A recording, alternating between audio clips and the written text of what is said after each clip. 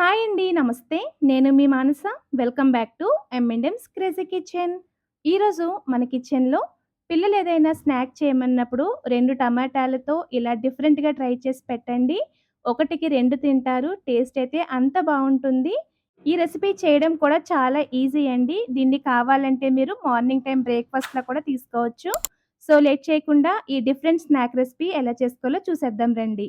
దీనికోసమైతే కడిగి శుభ్రం చేసి పెట్టుకున్న 2 టమాటాలు తీసుకొని, ఇలా నైఫ్‌తో చిన్నగా ఘాట్లు పెట్టుకోండి. ఆ తర్వాత స్టవ్ మీద గిన్నెలో నీళ్లు పెట్టుకొని, ఈ టమాటాలు అందులో వేసి, మంటని మీడియం ఫ్లేమ్‌లో ఉంచి, ఒక 4-5 నిమిషాల పాటు ఉడికించుకోవాలి. ఇలా బాగా ఉడికిన తర్వాత, ఈ టమాటాలనైతే తీసేసుకొని ప్లేట్‌లో పెట్టి పూర్తిగా చల్లారనివ్వండి. చల్లారిన తర్వాత టమాటాల పైనున్న ఈ తొక్కంతా తీసేసుకొని, టమాటాలని ఇలా చిన్న పీసెస్‌లా కట్ చేసుకోండి. ఇప్పుడు వీటిని మిక్సీ జార్‌లో వేసుకొని ఎంత వీలైతే అంతటి మెత్తటి ఫైన్ ప్యూరీ లాగైతే బ్లెండ్ చేసుకోండి. ఇప్పుడు ఈ ప్యూరీ అంతటిని కూడా ఒక మిక్సింగ్ బౌల్‌లోకి వేసుకొని, ఇప్పుడు ఇందులో మీ రుచికి తగినంత సాల్ట్ యాడ్ చేసుకోండి. అలాగే కొద్ది కొద్దిగా గోధుమ పిండిని వేసుకుంటూ పిండంతటిని కలపాలి. మనం పిండికి క్వాంటిటీ అంటూ ఏమీ లేదండి. మనకొచ్చిన ప్యూరీని బట్టి కొద్ది కొద్దిగా వేసుకుంటూ పిండిని ఈ విధంగా సాఫ్ట్‌గా కలపాలి. మనం పిండంతా కూడా టమాటో ప్యూరీతోనే కలుపుతాం కాబట్టి పలుకన్నది లేకుండా బాగా మెత్తగా అయితే బ్లెండ్ చేసేసుకోండి. ఫైనల్‌గా ఒక టీ స్పూన్ వరకు ఆయిల్ వేసుకొని పిండిని బాగా కలపండి. చూడండి ఇలా మెదాయిస్తూ ఒక 2, 3 నిమిషాల పాటు బాగా కలిపారనుకోండి పిండి సాఫ్ట్‌గా అయిపోతుంది. సో, ఇప్పుడు ఈ పిండి చుట్టూ కాస్త ఆయిల్‌ని మళ్ళీ గ్రీస్ చేసుకొని మూత పెట్టేసి ఒక అరగంట పాటు పిండినైతే నానబెట్టేసుకోండి. ఇప్పుడు ఈ రెసిపీ చేసే ఒక 5 నిమిషాల ముందు ఒక ప్లేట్‌లోకి 2 గుడ్లనైతే ఇలా పగలగొట్టి వేసుకోండి. ఇందులో పావు టీ స్పూన్ సాల్ట్ యాడ్ చేసుకొని, ఈ గుడ్లు బాగా బీట్ చేసుకోవాలి. ఫోర్క్‌తో గానీ, విస్కర్‌తో గానీ బాగా బీట్ చేసుకున్న తర్వాత, ఇప్పుడు ఇందులో కట్ చేసి పెట్టుకున్న కొత్తిమీర కూడా వేసుకోండి. చూడండి ఇంత సన్నగా కట్ చేసుకుంటే కొత్తిమీర బావుంటుంది. ఇలా వేసేసుకున్నాక, దీన్ని మరొక నిమిషం పాటు బాగా బీట్ చేసుకోండి. నేనిక్కడ కారం వేయట్లేదు పిల్లల కోసం కదా! పిల్లలు ఒకవేళ స్పైస్ తింటే, ఇందులోనే మీరు కాస్త పచ్చిమిర్చి పేస్ట్‌ని కూడా యాడ్ చేసేసుకోండి. సో, అరగంట తర్వాత ఈ పిండి ముద్దని తీసుకొని మరొకసారి బాగా కలిపేసి, ఈక్వల్ పార్ట్స్ కింద డివైడ్ చేసుకోండి.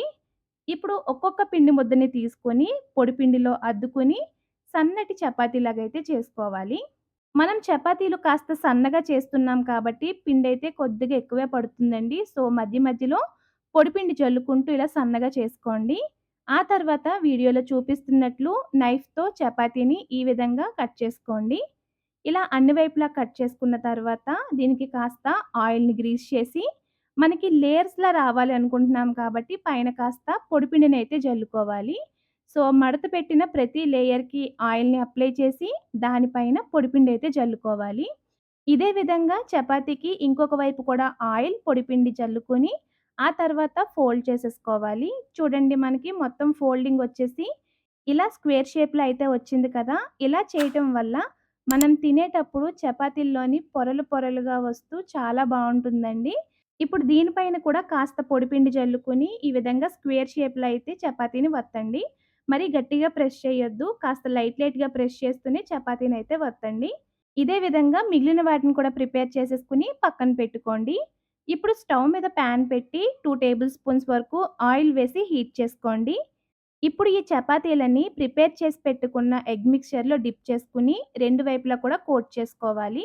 సో, ఒకేసారి కోట్ అవ్వదు కాబట్టి, ఒకసారి కోట్ చేసిన తర్వాత దీన్ని ఆయిల్‌లో వేసి, ఆ తర్వాత పైన ఒక లేయర్ లాగా మళ్ళీ ఈ ఎగ్ మిక్స్చర్‌ని వేసుకుంటే బాగా పడుతుంది. దీన్ని ఒక 2 నిమిషాలు కాల్చుకున్న తర్వాత, మళ్ళీ ఇంకొక వైపుకి టర్న్ చేసుకొని కాల్చుకోవాలి. ప్రాసెస్ అంతా కూడా లో ఫ్లేమ్‌లోనే కాల్చుకోవాలి. అప్పుడే టేస్ట్ బావుంటుంది. మనం చపాతీలు లేయర్స్‌లా చేసాం కదండీ! లోపల వరకు ఉడకాలి అంటే మాత్రం లో ఫ్లేమ్‌లోనే చేసుకోవాలి. సో, మరొక పక్కన కూడా ఇంకొక లేయర్ లాగా ఎగ్‌నైతే వేసుకోండి. ఇదే విధంగా మధ్య మధ్యలో టర్న్ చేసుకుంటూ 2 వైపులా కూడా ఎర్రగా అయ్యేంత వరకు కాల్చుకోవాలి. చూడండి చపాతీలైతే ఎంత బాగా పొంగుతున్నాయో కదా! చాలా సాఫ్ట్‌గా ఉంటుందండి ఈ స్నాక్ రెసిపీ అయితే. అలాగే ఇంకా మీరు ఎక్స్‌ట్రా ఆయిల్ కూడా వేసి చేయక్కర్లేదు మిగిలిన వాటికి. ఈ ఆయిలే సరిపోతుంది. సో, ఇలా ఎర్రగా కాల్చుకున్నాక వీటిని ప్లేట్‌లోకి తీసుకోండి. ఇదే విధంగా మిగిలిన వాటిని కూడా ప్రిపేర్ చేసుకొని వేడి వేడిగా తింటుంటే చాలా బావుంటుంది. చల్లారాక తింటే కాస్త ఎగ్ స్మెల్ ఒస్తుందండి. సో, వేడిగా ఉన్నప్పుడే తినేయండి. చూసారు కదండీ డిఫరెంట్ స్నాక్ రెసిపీ. మీరు కూడా ఈ రెసిపీని తప్పకుండా ట్రై చేసి, మీకు ఈ రెసిపీ ఎలా వచ్చిందో మాకు కామెంట్స్‌లో షేర్ చేయండి.